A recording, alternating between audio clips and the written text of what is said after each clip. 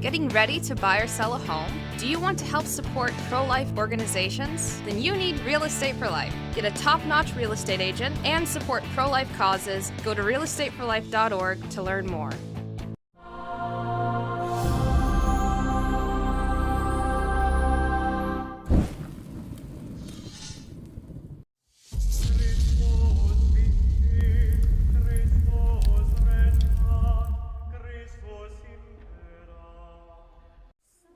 The Irish province of the Institute of Christ the King Sovereign Priest presents Lenten Thoughts.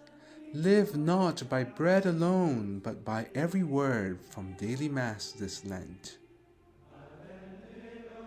Why not help us to restore the Church of the Immaculate Heart of Mary in Belfast? To donate, go to this GoFundMe link. Thank you for your generosity. Friday of the second week of Lent, the Vineyard of my soul. Imagine yourself standing with the crowd around Jesus. Hear his words. Take courage and enter the vineyard of the parable. The vineyard signifies the synagogue. Jesus warns that the Jews shall be deprived of their inheritance on account of their cruelty towards the prophets and of their crime in putting the death of the only Son of God, the master of the vineyard. In a spiritual sense, the words of Jesus may apply to the grace which God gives to each Christian soul, which is the vineyard entrusted to each one's care. Is the grass greener on the other side because I have neglected to cultivate my own vineyard? Grace is a gift from God to lead us to eternal life. Have I not by my spiritual sloth wasted his gifts? Do I mock his generosity through my unwillingness to cooperate with them? How often have I ignored the admonitions of my conscience, refused the teaching of the Church, and reject the counsels of priests, superiors, parents, and friends? I prefer to do things my way. I have thus driven away the messengers sent to me. Through my refusal, I have made the death of my Lord useless to my salvation. The vineyard of my soul has thus been laid desolate and fruitless, and I have nothing to show but the briars and thorns of vice.